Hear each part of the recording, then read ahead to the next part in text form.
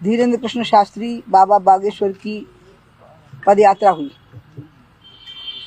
उस पदयात्रा में उन्होंने हिंदुत्व की एकता और हिंदू राष्ट्र की बात कही है।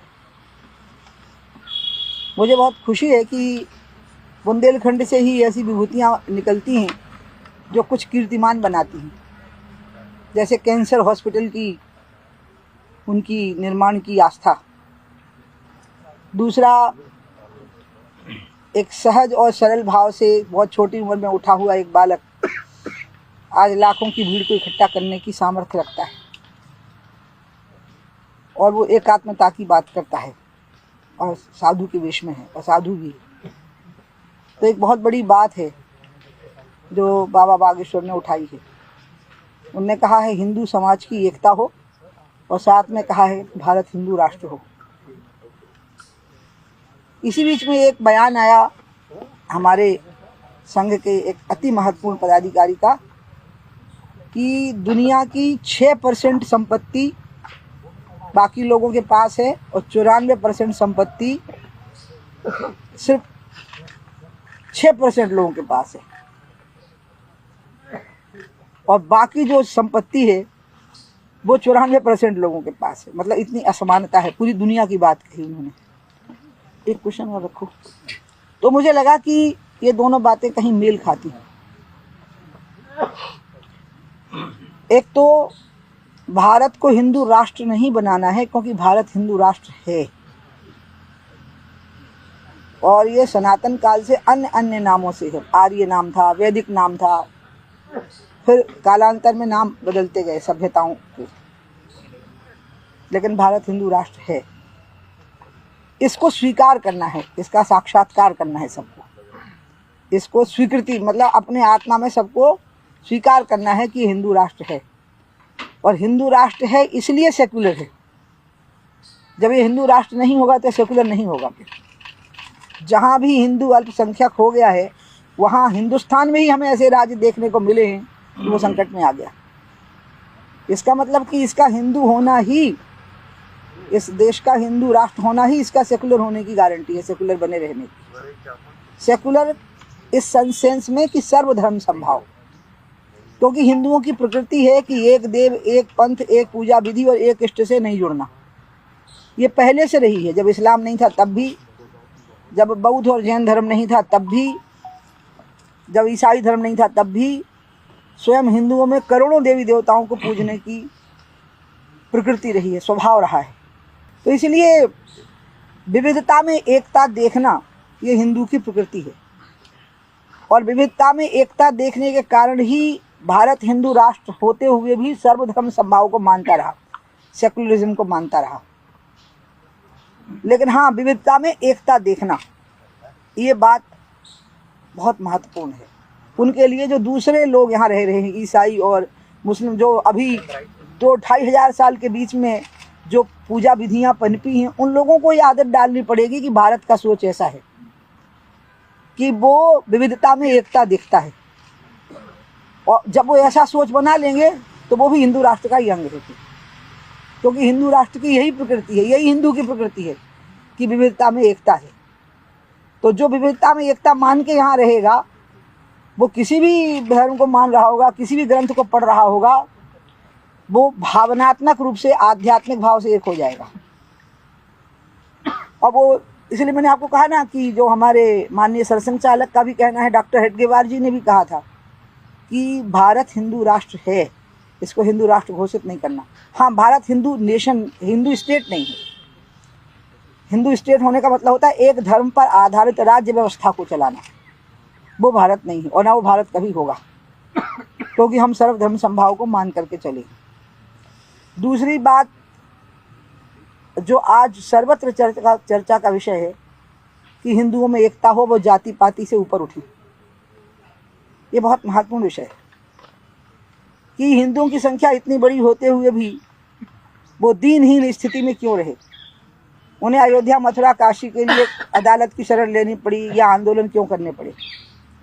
अपने ही देश में बहुसंख्यक होते हुए भी अपने धर्म स्थानों के प्रति बलिदान क्यों देने पड़े। इसका कारण है जातियों में विभाजन। जातियों में जो विभाजन है उसको एक करने का रास्ता क्या है? मुझे लगता है कि धर्म कभी भी जातीय एकता का आधार नहीं बनता। आप अगर हम उदाहरण देखें अभी का, पाकिस्तान और बांग्लादेश अलग हो गए जबकि दोनों एक ही धर्म को मानते थे। बांग्लादेशी भी इस्लाम को मानते हैं और पाकिस्तान के लोग भी इस्लाम को मानते हैं, तो अलग क्यों हो गए? कनाडा भी अंग्रेज़ी बोलता है, अमेरिका भी अंग्रेज़ी बोलता है, फिर अलग क्यों हो गए? इसका मतलब एकता का आधार कुछ और होता है। एकता का आधार होता है आर्थिक समानता। जो आरक्षण है उसका मूल भी यही है कि आर्थिक समानता रहेगी तो समाज के मन से शासक का भाव उनके मन से निकलेगा जो अधिक धनी हैं, और शोषित होने का भाव उनके मन से निकलेगा जो अर्थाभाव से पीड़ित हैं। इसलिए हिंदू समाज में एकता लाने के लिए ज़रूरी है कि रोटी की समानता हो। और रोटी का मतलब है 3 चीज़ें: सत्ता, शासन और प्रशासन। रोटी का मतलब खाली रोटी नहीं है, क्योंकि अब भूखमरी से मृत्यु नहीं हो रही, लेकिन फिर भी भीषण अंतर है प्राइवेट अस्पताल में और सरकारी अस्पताल में, प्राइवेट स्कूल में और सरकारी स्कूल में। कुत्ते हवाई जहाज़ में गए हैं कोरोना काल में, और लोग पैदल चले हैं लाखों लोग। ये इसी देश ने इसको देखा है। इसलिए रोटी और बेटी में आप किसी की बेटी को किसी के यहाँ ज़बरदस्ती नहीं ब्याह सकते, लेकिन अगर कोई बेटी तय करती है या कोई बेटा तय करता है या दोनों तय करते हैं कि हमें विवाह करना है, तो वो किसी भी जाति के हों, उनके प्रति उदारता दिखानी होगी समाज को। तो ऑनर किलिंग जैसी बात नहीं होगी, तो सामाजिक बहिष्कार जैसी बात नहीं होगी। किसी भी जाति की बहू होगी उसको प्रेम से स्वागत करना होगा, और किसी भी जाति का दामाद होगा उसका प्रेम से स्वागत करना होगा। तो बेटी में एकता का आधार तो बनेगी उदारता समाज की। समाज को उदार भाव रखना पड़ेगा। और रोटी में सत्ता, शासन और प्रशासन में बराबर की भागीदारी है कि नहीं, इसको सुनिश्चित करना पड़ेगा।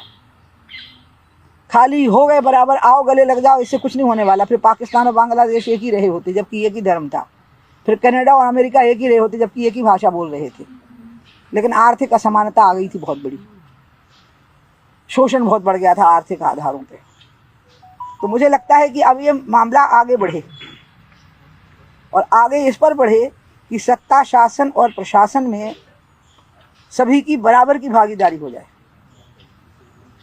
सबको लगे कि हमारा स्थान है, खाली दिखाने के लिए नहीं है, सच में हमारा स्थान है और हम उसी जगह पर बैठे हुए हैं जहाँ पर कि बाकी के लोग बैठे हुए हैं।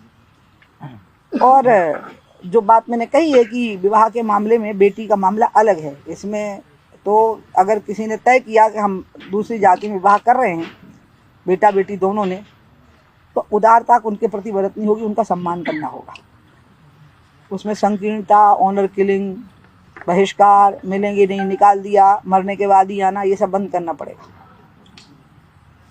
लेकिन हाँ, अरेंज नहीं हो सकता इसमें, क्योंकि बहुत जल्दी बेड़ियाँ कटती नहीं। लेकिन अगर कोई बेड़ी काट के प्रेम की धारा में बह के समाज का सम्मान करते हुए विवाह में बंधन में बंधना चाहता है, तो उसका सम्मान रखना होगा, आदर करना होगा। और रोटी में तो बिल्कुल सोच समझ के सूझबूझ से बंटवारा करना होगा कि सत्ता में भागीदारी कितनी है, शासन में भागीदारी कितनी है, और प्रशासन में भागीदारी कितनी है, और रिजर्वेशन के अलावा भागीदारी कितनी है। क्योंकि रिजर्वेशन तो एक मजबूरी है, रिजर्वेशन की मांग भी मजबूरी में उठी है, और रिजर्वेशन एक संवैधानिक बाध्यता है, क्योंकि संविधान में दर्ज है कि इतना रिजर्वेशन देना पड़ेगा। अगर वो नहीं होता तो शायद वो मिलता ही नहीं। इसलिए अब पूरे हिंदुस्तान में एक हिलोर उठनी चाहिए। अगर हमें समाज में एकात्मता चाहिए, और हमें खास करके जातियों में विभाजित हिंदू समाज में एकात्मता चाहिए, तो सत्ता में, शासन में, प्रशासन में बराबर की भागीदारी सुनिश्चित करनी होगी। और वो पदों के आधार पर नहीं होगी, वो पदों के वजन के आधार पर होगी कि पदों का वजन क्या है, उनमें ताकत कितनी है उन पदों में। हमारे मंत्रिमंडल में इतने लोग फला जाति के हैं, इससे कुछ नहीं होगा। नहीं, पोर्टफोलियो किसके पास, इससे होगा। निर्णय करने की ताकत जहाँ है, वो ताकत किसकी कलम में है, इस पे होगा। तो इसलिए एक बहुत अच्छी बात ही हुई है। अब रही आर्थिक बंटवारे की बात, जिसमें कि सच में ये बहुत भयावना अंतर है कि बहुत सीमित लोगों के पास में बहुत बड़ी धनराशि पहुंच गई है और असीमित संख्या में लोग ऐसे हैं जो रोजगार के लिए संघर्ष कर रहे हैं। इस मामले को आगे बढ़ाने के लिए मेरी अपनी नज़र में मोदी जी से बेहतर कोई प्रधानमंत्री नहीं हो सकता। उनने पिछड़े जिलों की सूची अलग बनाई थी, उस पिछड़े जिलों में आर्थिक रूप से पिछड़े लोगों की सूची अलग बनाई थी। उसमें जातिगत आधारों को बिल्कुल और ना सांप्रदायिक आधारों को ध्यान में रखा गया था, उनकी आर्थिक स्थितियों को ध्यान में रखा गया था और वो किसी तरह से अपने पाँव पर खड़े हो सकें, इसको ध्यान में रखा गया था। इसलिए मैं चाहूँगी कि बाबा बागेश्वर ने एक बहुत अच्छी बात उठा दी है। मेरे लिए तो वो छोटे भाई हैं, पुत्रवत हैं, मेरा बहुत सम्मान करते हैं, लेकिन अब आगे बात जानी है और राजनीतिक मंच पर जानी है, सामाजिक मंच पर जानी है, विचारकों के मंच पर जानी है कि एकता क्या चीज़ है। क्या धर्म के आधार पर एकता हो सकती है? तो बांग्लादेश और पाकिस्तान एक क्यों नहीं रही थी? क्या भाषा के आधार पर एक हो सकती है, एकता हो सकती है? तो कनाडा और अमेरिका एक क्यों नहीं रही? तो एकता का आधार क्या है?